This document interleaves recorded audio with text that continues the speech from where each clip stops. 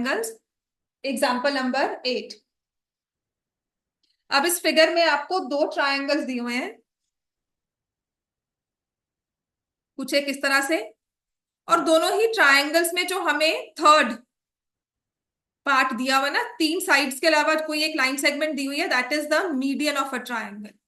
सबसे पहले हमें दिया हुआ है A B C, C M is the median,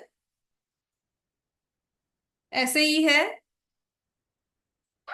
उसको फ्लिप करना पड़ेगा, ठीक है, तभी हमें क्लियर होगा जैसे उसने बुक में दिया हुआ है।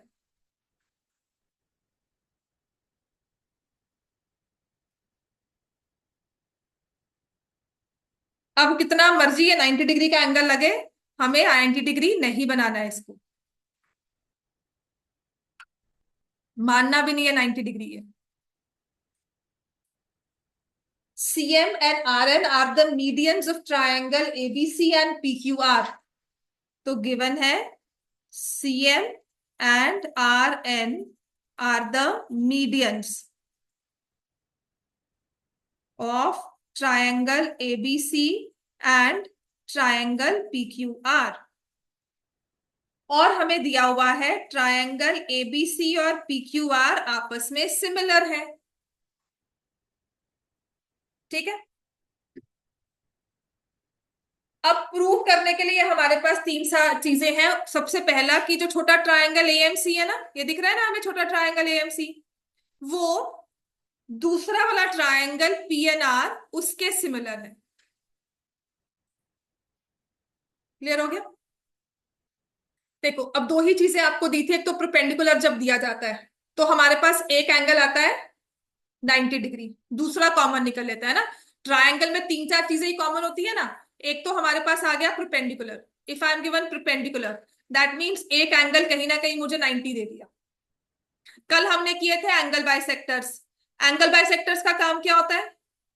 एंगल को बाइसेक्ट करते हैं। अगर आपके मेन वाले एंगल इक्वल है ना, एंगल ए और एंगल पी इक्वल है, तो जो एंगल बाइसेक्टर्स हैं वो एंगल को हाफ में डिवाइड करेंगे, तो उन एंगल्स के हाफ भी इक्वल होंगे, है ना। अब तीसरी चीज आती है हमारे पास मीडियंस। मीडियंस का काम क्या होता है? साइड्स को बाइसेक्ट करेगा, है ना। मीडियंस का काम है वो साइड्स को बाइसेक्ट करेगा। क्लियर हो गया? तो यहां पर विल गो विथ साइड्स, कि अगर AM है that is half of AB, PN है that is half of PQ। तो प्रूफ करने के लिए सबसे पहले मैं क्या करूंगी कि मुझे पता है ट्रायंगल ABC सिमिलर है ट्रायंगल PQR। जैसे मर्जी शेप बनाकर दिया हो, ट्रायंगल ABC और PQR आपस में सिमिलर है, ठीक है। तो इनकी साइड्स प्रोपोर्शनल होगी, AB अपॉन PQ। मैं साइड्स पहले क्यों ले रही हूँ? क्योंकि मुझे मीडियंस दिए हुए हैं, मीडियंस जाके साइड को इफेक्ट करता है, ठीक है। AB अपॉन PQ, अगर एंगल बाइसेक्टर्स होते तो मैं एंगल के बारे में सोचती। ऐसे ही BC upon QR is equal to AC upon PR। कौन सी साइड बाइसेक्ट हुई है? AB, ठीक है ना। AB एंड PQ प्रोपोर्शनलिटी वही आ रही है, उनमें ही आ रही है। तो जो मेरे पास AM है that is half of AB, ऐसे ही मेरे पास जो PN है that is half of PQ। Can I say AB is equal to 2 times AM and PQ is equal to 2 times PN, ठीक है ना। तो AB की जगह मैं क्या लिख दूंगी? 2AM। PQ की जगह क्या लिख दूंगी? 2PN is equal to BC by QR is equal to AC bye PR।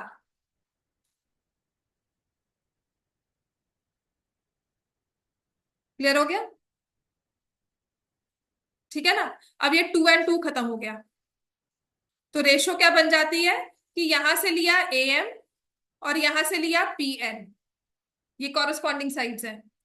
BC QR तो देखो यहां पे चली गई, अलग अलग साइड होगी।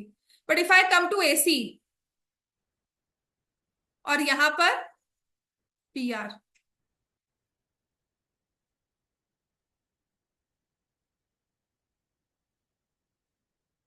तो जो मुझे दो ट्रायंगल सिमिलर प्रूफ करने थे उनकी दो साइड्स आ गई। बीच वाला एंगल क्या होगा उसका? यहां से एंगल ए और यहां से एंगल पी इक्वल क्यों होगा? क्योंकि हमें ट्रायंगल सिमिलर गिवन है, तो एंगल्स इक्वल होने चाहिए। तो समझ में आ गया?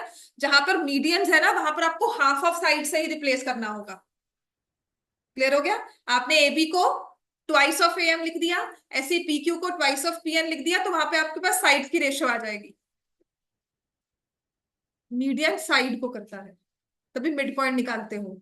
याद है ना, कोऑर्डिनेट में मीडियंस दिए हुए थे, लेंथ ऑफ मीडियन, तो मिड पॉइंट निकालकर फिर लेंथ निकालते थे। क्लियर हो गया? वो एंगल बाइसेक्टर्स होते हैं। इतना क्लियर हो गया? तो आपने ये प्रूव कर दिया, यहां पर लिख दिया। यहां से हम लिख लेंगे therefore A M upon P N is equal to A C upon P R. ये प्रूफ का फर्स्ट पार्ट आप लिख चुके हो। A B upon P Q, B C upon Q R लिख चुके हैं ना हम ये। तो मैं इसको इरेज कर रही हूं। अब मैं क्या करूंगी, अब अपने मुद्दे पर आऊंगी कि जो मुझे ट्रायंगल सिमिलर प्रूव करने हैं। आई राइट दोस ट्रायंगल। तो मैं लिखूंगी इन ट्रायंगल ए एम सी, दिया हुआ है हाँ, and triangle P N R. तो प्रूव्ड अबव में मैंने प्रूव किया है कि दो साइड्स तो प्रोपोर्शनल है। Proved above. और जो हमारा एंगल एम ए सी है, that is equal to angle N P R, क्योंकि triangle A B C is similar to triangle P Q R. तो आप लिख सकते हो corresponding angles of similar triangles. तो अब जो हमने ये एंगल लिए ना, ये इंक्लूडेड वाले एंगल थे, और तभी आप प्रूव कर सकते हो अगर एंगल इंक्लूडेड हो। तो triangle AMC is similar to triangle PNR कौन से रूल के साथ हो जाएगा? By SAS similarity rule. तो पहला पार्ट आपने प्रूव कर दिया। ठीक है, सहज लिख लिया ना इतना? सीपीएसटी होता है, कॉन्ग्रुएंट नहीं बोलेंगे ना, पर आपके बुक में ना corresponding angles of similar triangles लिखा हुआ है। तो डीएवी तो कहता है सीपीएसटी लिख लो, बाकी स्कूल्स उनको काट देते हैं कि सीपीएसटी कुछ नहीं होता, क्यों लिख रहे हो। तो यहाँ पर corresponding angles of similar triangles लिखा है। पेपर में एक ही क्वेश्चन आएगा सिमिलैरिटी का, तो उसमें लिख देना। मार्क्स नहीं कटते हैं, आज तक नहीं कटे हैं, पर यू नेवर नो। हाँ, एनसीआर एरर प्रोपोर्शनल होंगी साइड्स। वो हमें गिवन नहीं है ना, हमने अब इसके साथ रिजल्ट निकाला है। हमारे पास कोई ऐसा रूल नहीं था कि सीएम और आरएन को हम कहें कि इनकी भी रेशियो फिक्स है। हमें तो ये पता था कि पी क्यू और ए बी की रेशियो, ठीक है, यहां से ए बी और पी क्यू की रेशियो, ए सी और पी आर की रेशियो, ये फिक्स है। तो हमने उससे निकाला कि फिर इससे जो ए एम और पी एन की रेशियो होगी वो भी मेन रेशियो के साथ इक्वल होगी। जैसे मैंने कहा, एक है 4/6, एक है 2/3, ठीक है, और एक ले लो आप 12/18। ठीक है, अब मैं इसको हाफ कर दूं। 2/3 है, इसको हाफ किया 6, इसको हाफ किया 9, ये भी 2/3 बना। ठीक है ना? मतलब अगर मैं एक्चुअल नंबर्स को हाफ करती हूं और वो रेशियो में फिक्स हो रहे हैं एक्चुअल नंबर्स, तो आपकी फाइनल जो हाफ की हुई रेशियो है वो भी फिक्स होगी। क्लियर हो गया? ठीक है ना? तो इससे मेरे पास ये दो ट्रायंगल सिमिलर होकर आ गए। अब इसके बाद मैं क्या लूंगी कि since the triangles are similar, so A M by P N is equal to A C by P R is equal to M C by N R. ठीक है, और क्योंकि वो एमसी की जगह सीएम लिखा हुआ है, तो जैसे बुक में लिखा हुआ है ना प्रूफ करने के लिए, पहले मैं उसी को नाम ऐसे ही लिख लूं। जरूरी होता है इसको, मतलब there are teachers who can get fuzzy कि नहीं जी ऐसे नहीं, इसको ऐसे लिखो, वरना फाइनल में भी ठीक कर दिया करो। ठीक है वो, राइट। अब हमें प्रूव क्या करना है कि जो ये सीएम और आरएन की रेशियो है, ये A B upon P Q की रेशियो के इक्वल है। ठीक है, तो ऑलरेडी मुझे पता था कि triangle A B C is similar to triangle P Q R, आपने लिखा हुआ है ऊपर। तो आपने लिखा हुआ है ना, A B upon P Q is equal to A C upon P R, लिखा हुआ है ना आपने। और आप अभी इनके बेसिस पर कह रहे हो कि A C upon P R C M upon R N के इक्वल है। तो यहां से फ्रॉम 1 and 2 ले सकती हूँ ना। From 1 and 2 I can have CM upon RN is equal to AB upon PQ. Hence proved.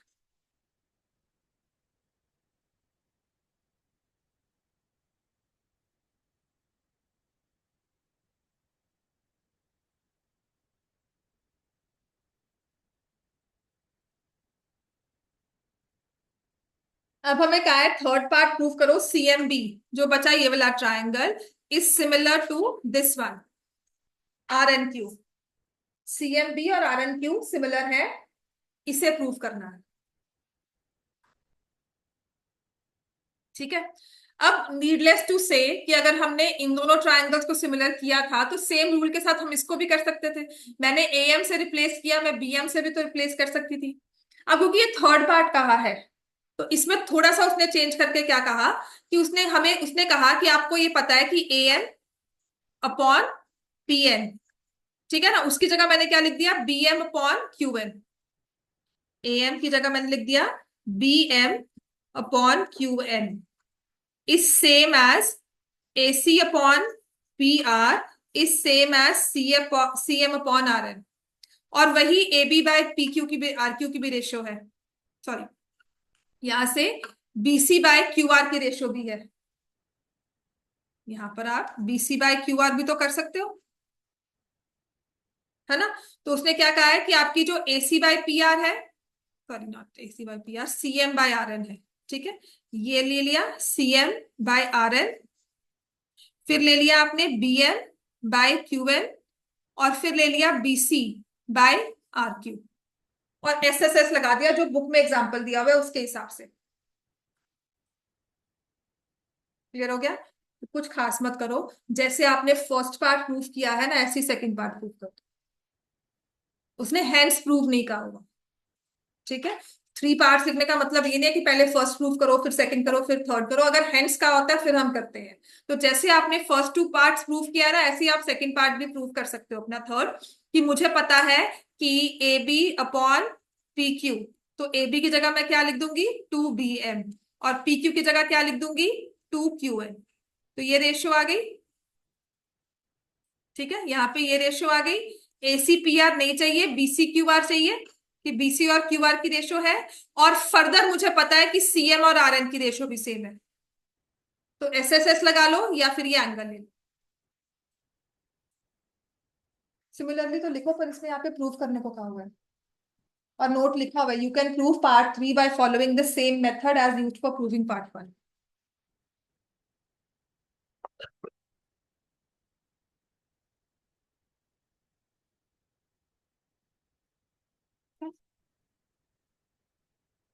इसको ज्वाइन किया था यहाँ से, ये ज्वाइन करना भी दिखा बेटा। वो मैंने ऐसे सीधा ही हाँ किया। ये कर लिया, ठीक है। अब तुमने क्या किया, ये हाँ, 0 है, ये √2 की आंख ली यहाँ से, ये तुमने यहाँ पे लिया, ये √2 तुमने ये ड्रॉ किया है ना, हाँ जी। ये शो कर देना। फिर इसकी तुमने आंख ली यहाँ पर, ठीक है। और यहाँ पर देख बेटा, यहाँ पर 1 का ही ना ये वाला ही आएगा पॉइंट, क्योंकि 1 यूनिट सेम होना चाहिए, ये आएगा। फिर इसको यहाँ से ज्वाइन करके फिर आंख बनेगी। समझ में आया। तुम यहाँ पे 1 डिफरेंट ले रही है, ये 1 यूनिट है ना, हाँ जी। है ना। तो ये जो डिस्टेंस है यहाँ पर उतना ही डिस्टेंस आना चाहिए। तो कैसे होगा? कंपास लेकर इसको ओपन करना,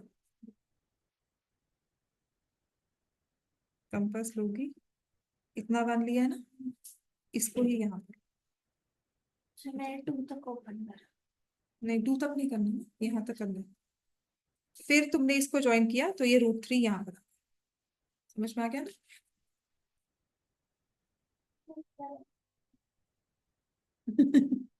9 प्लस √11 नहीं कर सकते, √11 के लिए √10 तक जाना पड़ेगा। √10 नहीं हो, √10 हो जाएगा, √10 हो जाएगा ना, 3+1, 3 पे 1 ड्रॉ करके। तो √10 पहले ड्रॉ कर लो फिर 11 कर लो। मैक्सिमम 3-4। बेटा पता क्या है, मैं चांस लेना थी, ठीक है तुमने बेसिक स्टडी कर लो, उसके बेसिस √11 ड्रॉ करना था, पहले √10 फिर उसके बाद √11। अब √11 में ना टीचर्स ने कैसे कह दिया, दिस इज समथिंग, मतलब वो करना चाहिए क्लैरिफाई, बच्चे को ना एक मेथड सिखाओ। उन्होंने अब कुछ कहते हैं कि ऐसे भी ज्वाइन कर लो, मतलब तुम्हारे टाइम पे तो बहुत फिक्स थे कि नहीं यूक्लिड्स वो हमारा स्पाइरल ही बनना चाहिए रूट 3 में। नाउ देयर आर स्कूल्स जहां पर उन्होंने कह दिया कि आपने रूट 2 ड्रॉ कर लिया, 1 और 1 करके, है ना, ऐसे ड्रॉ कर लिया, इसके साथ तुम रूट 2 ले आए, अब यहाँ पर परपेंडिकुलर ड्रॉ कर लो कि स्पाइरल क्यों जाना है हमने। ठीक है ना, ये रूट 3 हो गया, अब इसको ऐसे ले लो। अब ये रूट 3 कर लिया, इस पे 1 ड्रॉ करके रूट 4 विच इज 2, एग्जैक्ट आपका 2 आएगा। अब तुमने करना है, यू से कि मुझे ड्रॉ करना है रूट 10 रूट 11, तो पहले का है रूट 10 ड्रॉ कर लो। रूट 10 कैसे ड्रॉ करोगे, 0 1 2 3, 3 पर 1 का लिया यूनिट का, ठीक है, ये ले लिया, ये रूट 10 आ गया, ये 1 यूनिट है, ठीक है, और ये रूट 10 आ गया। अब रूट 10 पे फिर से 1 ले लिया, हाँ ये रूट 11 हो जाएगा। अब इसको ऐसे ड्रॉ, यहाँ तक दे रहे हैं क्वेश्चन, बीसीएम नहीं आए हैं। मैं कह रही हूँ टीचर्स एडवांस होती जा रही है। नहीं 9.1 आया था, तुझे याद है वो मुझे, कब आया था जब वो प्री बोर्ड थे। नहीं वो रीजन टेस्ट, वो मतलब पेपर, हाँ रिविजन टेस्ट में।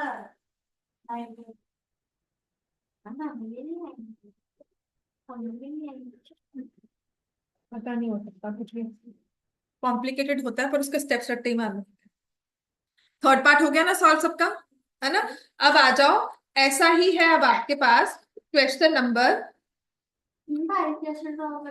हाँ रूट 5, 4 + 1 करके 2 लेना। ये नहीं खाएगा, जब मैं नीचे आऊंगी तभी आएगा ये, ठीक है। तो आपको वो करना होता है रूट 2 का स्क्वायर +1 स्क्वायर, तो ये स्क्वायर रूट 5, तो 2 पे ड्रॉ करोगे तुम 0 1 2। हाँ तो 2 सेंटीमीटर ही होता है ना, तभी हम उसको थोड़ा बड़ा ले लेते हैं, तभी ये आपको भी मैंने अंदाज से ही करे, मैंने स्केल से नहीं मेजर कंपास से तुम्हें सिखाते हैं, तुम्हें कहते हैं कंपास को ओपन करके 1 1 यूनिट मार्क करो।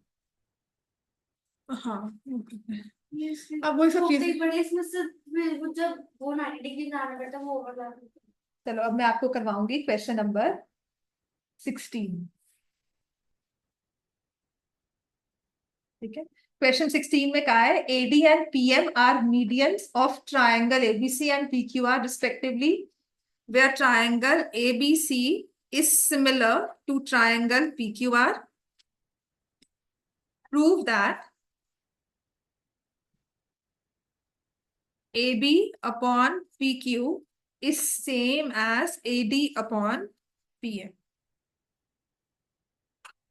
और दिया हुआ है AD and PM are medians।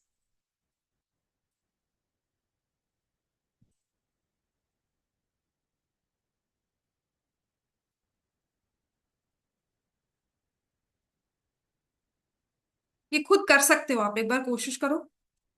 Triangles आपको सिमिलर गिवन है, आप देखोगे इसका फर्स्ट पार्ट जो हमने एग्जांपल किया ना, उसका फर्स्ट पार्ट ही है एक तरह से ये।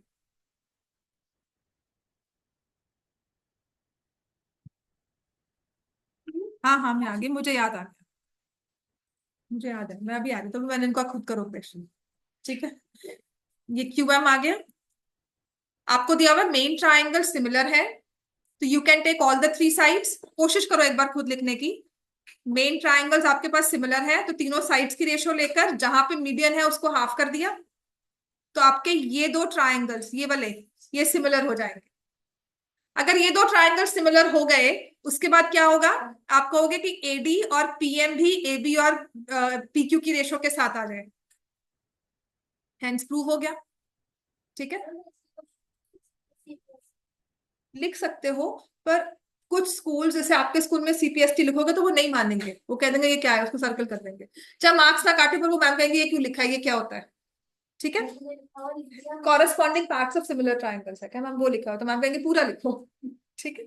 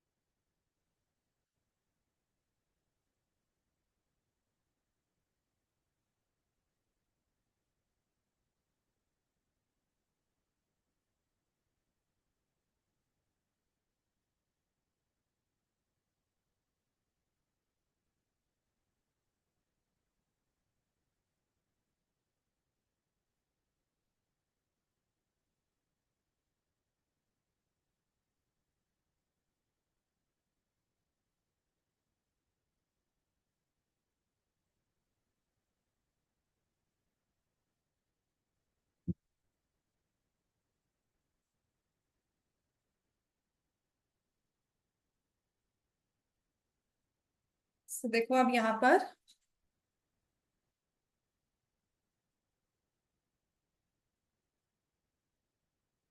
आप क्या लिखोगे? In triangle A B C and triangle PQR, since they are similar, therefore angle ABC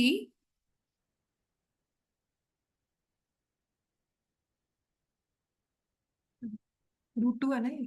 अब क्या, अब 3 बनाओ। तुमने क्या बनाया था? तो डायरेक्टली 2 लो ना, √2 नहीं लो, 2 लो। ये 1 डायरेक्टली टू बनाओ। 2 पर 1 ड्रॉ करो। ABC is equal to PQR आ जाएगा, और फिर हमारे पास आएगा AB upon PQ is equal to BC upon QR। और BC को हम क्या लिख देंगे? AB upon PQ is equal to 2BD upon 2QM। ठीक है, जिससे मेरे पास आ जाएगा AB upon PQ is equal to BD upon QM। Clear हो गया बच्चे सबको ये? अब इसके बाद मैं क्या करूंगी? आई right in triangle ABD and triangle PQM, AB upon PQ is equal to BD upon QM, proved above। जो ये एंगल एबीसी लिखा है ना, इसको आप लिख दो angle ABD is equal to angle PQM, proved above। Therefore triangle ABD is similar to triangle PQM by SAS similarity rule। by SAS similarity rule। अभी यहाँ पे ड्रॉ करो। इसको नंबर लाइन की तरह ड्रॉ कर, वो जीरो जो है ना उसको एक्सटेंड करके वहां पे नेगेटिव साइड भी दिखानी होती है। ठीक है, एस एस एस आ गया। और फिर इससे हम निकाल लेंगे कि we know that A B upon P Q is same as A D upon P N. यही तो प्रूव करना था, जिसे आप लिख सकते हो when triangles are similar, ratio of corresponding sides. लिखो इस चीज को, ये बहुत इंपॉर्टेंट रूल है, एमसीक्यूज में भी आता है ये। होपफुली सबने ये क्वेश्चन लिख लिया होगा, प्रूफ लिख लिया इसका, पिछला वाला जहां से सेकंड पार्ट स्टार्ट किया था वहां से। तो इसका मतलब पता क्या है कि व्हेन ट्रायंगल्स आर सिमिलर, जब दो ट्रायंगल सिमिलर होते हैं, then ratio of corresponding sides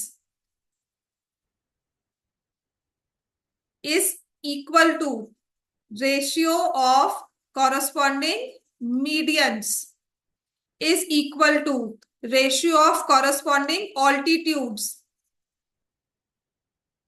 ठीक हो गया? and is equal to ratio of corresponding all angle bisectors।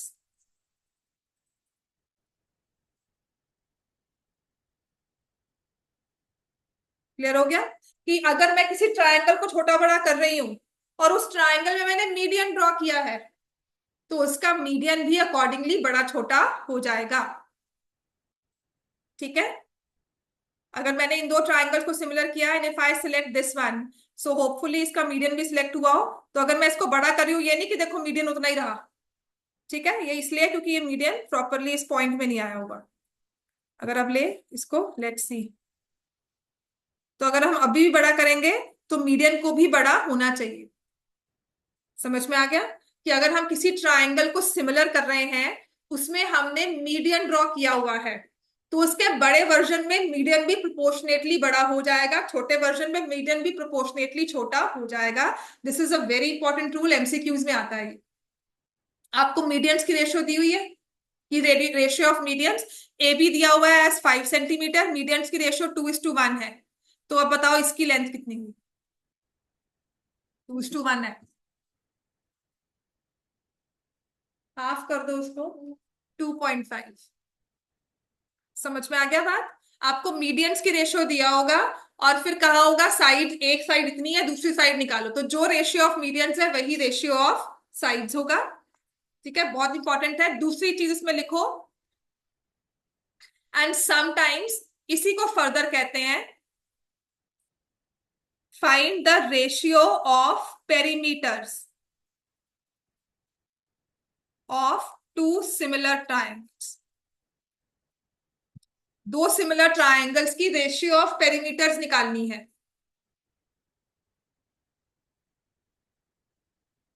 To similar triangles ratio of perimeter निकालना है हमें।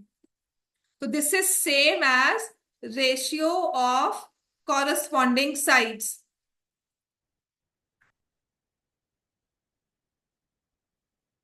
ये आपके एमसीक्यू में आया हुआ क्वेश्चन है in sample paper. Sample paper था, उसमें ये क्वेश्चन आया था that ratio of the medians is given as 2:3. Perimeter of triangle ABC is, let me say, 36 centimeter. Find perimeter of triangle PQR. तो जो साइड्स की रेशियो है, जो मीडियंस की रेशियो है, जो एंगल बाइसेक्टर्स की रेशियो है, जो या जो ऑल्टीट्यूड्स की रेशियो है, वही रेशियो होगी पेरीमीटर की भी। समझ में आ गई ना बात, क्योंकि पेरीमीटर में सम ऑफ ऑल साइड्स है। ठीक है, तो जो हमारा पेरीमीटर है उसकी रेशियो रेशियो ऑफ साइड्स होगी। अब यहाँ पर अगर मीडियंस की रेशियो दी हुई है तो यही होगा triangle ABC upon triangle PQR is same as 2:3। ठीक है, ठीक है। एबीसी ट्रायंगल कितना दिया हुआ है पेरीमीटर 36, तो पीक्यूआर कितना हो जाएगा 54। क्लियर हो गया।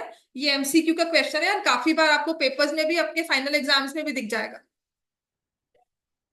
नहीं ना ना, 9.1 करना है ना। एक बार स्टेप्स देख, नहीं तो मैं सब करवा देती हूँ। क्लियर हो गया बच्चे सबको, ये क्लियर है हमें। ठीक है, एरियाज की रेशियो नहीं आएगी, वो आपका डिलीटेड पार्ट है, पर पेरीमीटर्स तक रेशियो जरूर आती है। अब हमें करना है क्वेश्चन नंबर 12, स्क्वायर। ठीक है ना, क्योंकि हाँ हाँ, वो प्रूफ था, प्रॉपर थ्योरम थी, आपको प्रूफ करते थे वो। ठीक है, और उसमें क्या होता था, रेशियो ऑफ मीडियंस दे दिया, आपको पता है वो रेशियो ऑफ साइड्स है, पर आपने उसको स्क्वायर ही करना एरिया। प्लस फिर अगर आपको ऐसे पैरेलल करके दे दिया, तो अगर ये 1:4 की रेशियो में पूरा है तो ये 3 पार्ट्स होगा, वो ट्रेपीजियम बन जाएगा। तो ये काफी इसके क्वेश्चन थे, मतलब there was a vast value of question जो इसमें कवर हो जाते थे, वो सब आप डिलीटेड में आ गए। ठीक है, क्लियर हो गया। हमें प्रॉपर थ्योरम थी that if two triangles are similar then ratio of areas is square of ratio of corresponding sides, वो डिलीटेड है। अब आते हैं जो क्वेश्चन 2 साल से पेपर में आ रहा है, question number 12 as it is paper में आया है। 2023 में भी आया था, 24 में भी same to same. We were not expecting, इनका हम लोग क्वेश्चन नंबर 14 एक्सपेक्ट कर रहे थे, और क्वेश्चन नंबर 14 थोड़ा डिफिकल्ट पार्ट है इसका। 12 से फर्क है, 14th और 12th में क्या फर्क है। देखो आज 12th कर पाएंगे, कल आराम से 14th करेंगे, फिर दोनों को कंपेयर करेंगे कि दोनों में क्या फर्क है। जस्ट अंडरस्टैंड इसको। हमें 2 ट्राइंगल्स दिए हुए हैं, ठीक है, एबीसी, और दूसरा है पीक्यूआर। अब ये ना एक तरह से कन्वर्स में चलना है हमें। हमें पहले जो अब तक 2 क्वेश्चंस थे उसमें दिया गया था कि हमारे ये मेन ट्रायंगल सिमिलर है ना, और हमने फिर मीडियंस की रेशियो को साइड्स की रेशियो के साथ इक्वल प्रूफ किया। अब यहां पर कह रहा है कि देखो हमारे जो साइड्स है और मीडियंस है उनकी रेशियो आपस में इक्वल है। ठीक है, मीडियन दिया हुआ है यहां पर, मीडियन पी एम दिया हुआ है।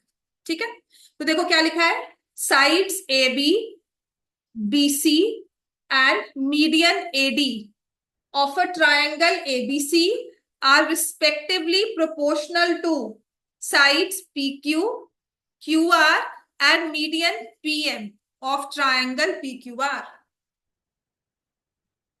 This is given to us, जिसमें AD and PM are the medians. Prove हमें करना है इसके बेसिस पर कि जो आपके मेन ट्रायंगल्स हैं वो सिमिलर हैं। ये बहुत इजी है, बहुत ही डायरेक्ट क्वेश्चन है। इसका सबसे बड़ा रिकॉग्नाइज करने का, दोनों 14th और 12th में रिकॉग्नाइज करने का हमारा डिफरेंस क्या रहेगा कि जहां पर आपको मीडियन दिया हुआ है ना, मीडियन कौन सी साइड पे आ रहा है, बीसी पर, तो जो हमारी साइड प्रोपोर्शनैलिटी में दी हुई है वो बीसी है। मीडियन यहाँ पे कौन सी साइड पर आया, क्यूआर पर। तो जो प्रोपोर्शनैलिटी साइड दी हुई है वो क्यूआर है, कि जहां पर मीडियन का पॉइंट है, फुट है, वही साइड हमें प्रोपोर्शनैलिटी में दी हुई है। तो ये इजी क्वेश्चन है, क्योंकि जिसको हाफ करना है वो हमारे पास रेशियो में है। बीसी को ही हाफ करोगे वो रेशियो में है, क्यूआर को हाफ करोगे वो रेशियो में है। ठीक है, as oppose to question number 14, इसके बराबर में क्वेश्चन 14 को खड़ा कर देना। तो उसने इस बीसी को नहीं दिया, उसने सारे क्वेश्चन को सेम रखा। उसने थर्ड साइड जहां पर मीडियन है उसको छोड़ दिया, उसने थर्ड साइड की प्रोपोर्शन दे दी।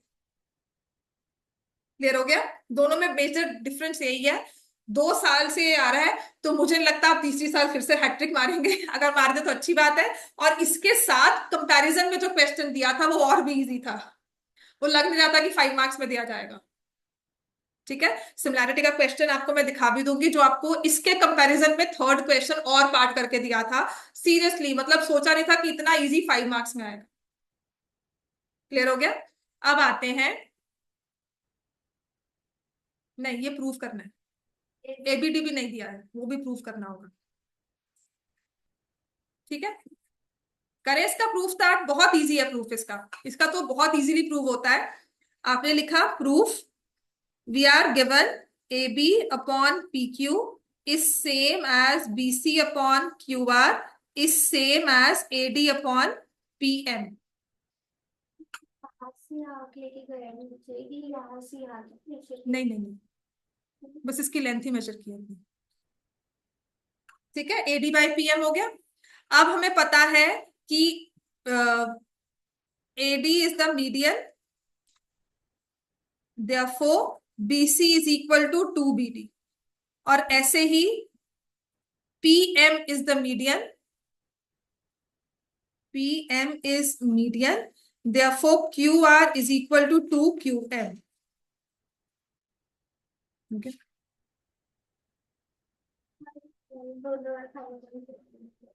बस सेम ही इसके स्टेप्स होते हैं सारे।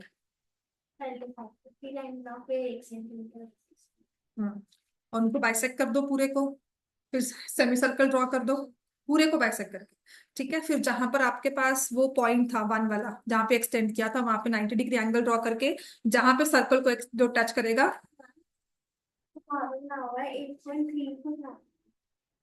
हमें 9.3 बनाना था ना, तो मैंने 9.3 को फ्लैट हाँ 9.3 नहीं, 9.3 पे ही बनाना है।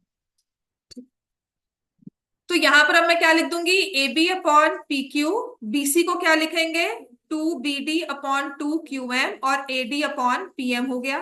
तो इसके साथ आप देखो, ये AB है और यहाँ PQ है, ये BD है और यहाँ पे QM है, और ये AD है और ये PM है, ये रेशो सेम दे दी। तो हमारे ये दो ट्राइंगल्स क्या हो गए, सिमिलर। कौन सी रीजन के साथ, in triangle ABD and triangle PQM, AB upon PQ is equal to BD upon QM is equal to AD upon PM. Therefore, triangle ABD is similar to triangle PQM by SSS similarity rule. अब क्या करोगे, अब तो आपको इनका main triangles पे आना है कि ये वाले सिमिलर है। तो इसके साथ मैं क्या ले लूंगी, therefore angle A B D is equal to angle P Q R. क्यों होगा ये, यही क्यों लिया, बाकी दोनों क्यों नहीं ले लिए, क्योंकि ये इंक्लूडेड एंगल है। मेन ट्राइंगल के लिए ये इंक्लूडेड एंगल है, इसीलिए बहुत डायरेक्ट प्रूफ है ये। समझ में आ गया, ए बी डी। अब मैं यहीं पे लिख दूंगी, और angle ABC is equal to angle P Q R. Clear हो गया, angle ABC is equal to angle P Q R. अब आ जाओ in triangle A B C and triangle P Q R, A B upon P Q is same as B C upon Q R, ये हमें given है। Angle A B C is same as angle P Q R, this is proved above. Therefore, triangle ABC is similar to triangle PQR by SAS similarity rule. Clear हो गया? अब इसके बराबर में जब हम क्वेश्चन नंबर 14 देखते हैं ना, वो बिल्कुल ही डिफरेंट दिया है, उसे मैं करवाऊंगी कल। अभी आप निकाल लो अपनी वर्कशीट, वर्कशीट से क्वेश्चन थोड़े बहुत करवा देती हूँ, या जो एग्जाम में क्वेश्चन आया था ना आपका, वो करवाती हूँ। अगर मेरा रूट 10 दिया हुआ है और हमें वाला का रूट 10 निकालना है तो कैसे? रूट रैशनलाइज कर दो, रूट 10/10 हो जाएगा। देखना रूट 10 दिया हुआ ना, 1/√10, तो इसको रैशनलाइज कर दिया रूट 10 से, तो रूट 10/10 हो गया। रूट 10 दिया होगा 3.162/10, तो ये 0.1362। जब भी आपको कुछ ऐसा दिया होगा, पहले रैशनलाइज करना है और फिर वैल्यू पुट करनी है। ठीक है, हमारा टेस्ट पेपर है।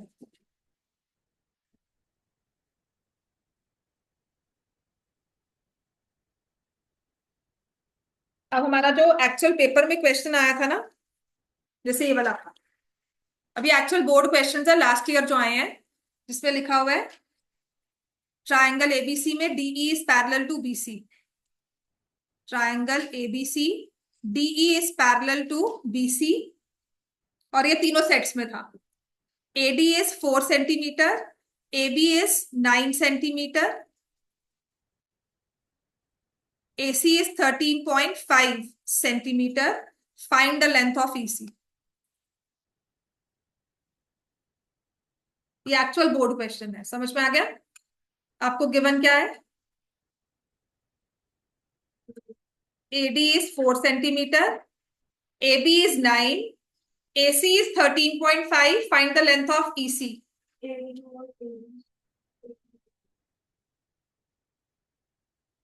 EC की लेंथ निकालनी है। हाँ बिल्कुल, वैसे कर लो या डायरेक्टली EC की लेंथ निकाल लो। देखो ना, ये 4 है तो BD 5 हो गया, है ना? तो AD रेशियो BC कितना हो गया? BD कितना हो गया? 4:5। तो ऐसे ही AE रेशियो EC कितना हो जाएगा? 4:5। यहाँ पे BPT लगा रहे हो, और टोटल AC कितना दिया हुआ है? 13.5। तो उसमें EC कितना है? 5/9।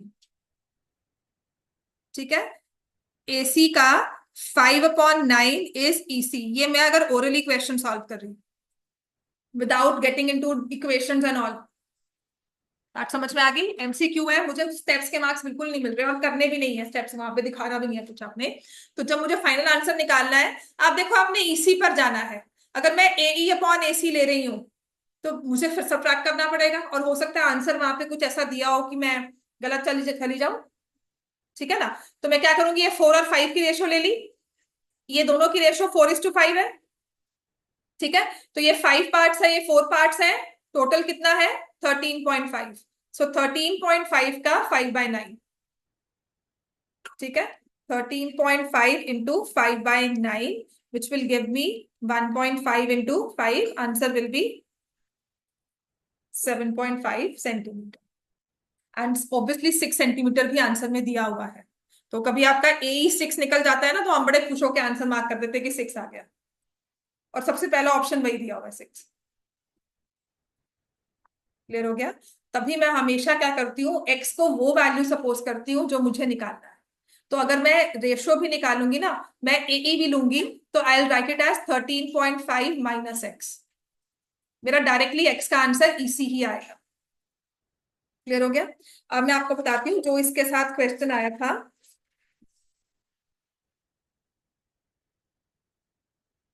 which was actually for 5 marks। Actually 5 marks का क्वेश्चन था, और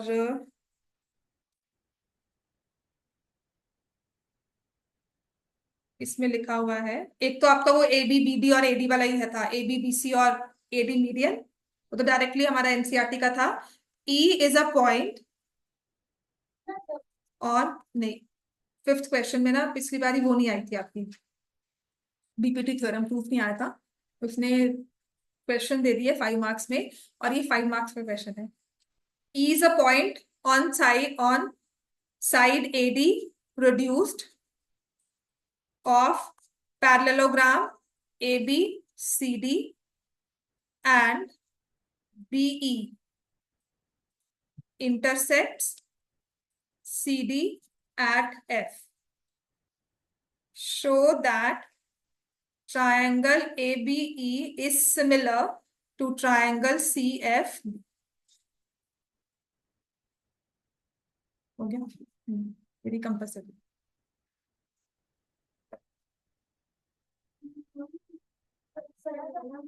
हाँ, कोशिश करो इसको सॉल्व करने की। मेरे क्वेश्चन है बताती थी, तो मम्मा ना पिछले कॉपी चेक कर रही है और देखते हैं वहाँ पे 12 लिखा हुआ है, तो ये है क्या क्वेश्चन? कोऑर्डिनेट्स निकाल लेते हैं।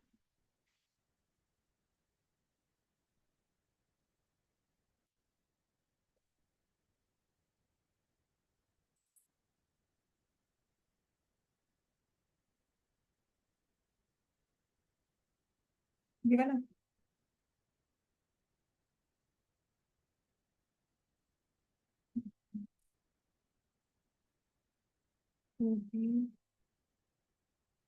ये 12 है, ये ओबी यहाँ पर 12 है, ठीक है। और ए बी है जो, वो 13 है, आई तो सिले से तो ये भी तो ये भी 13 है।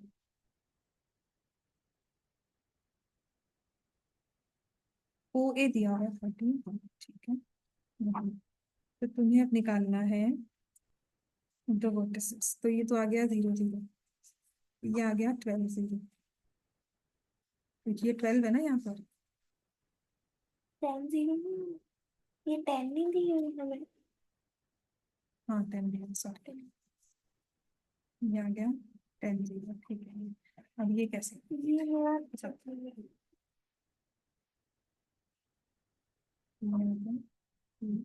ये 0 0, ये 10 0, ठीक है।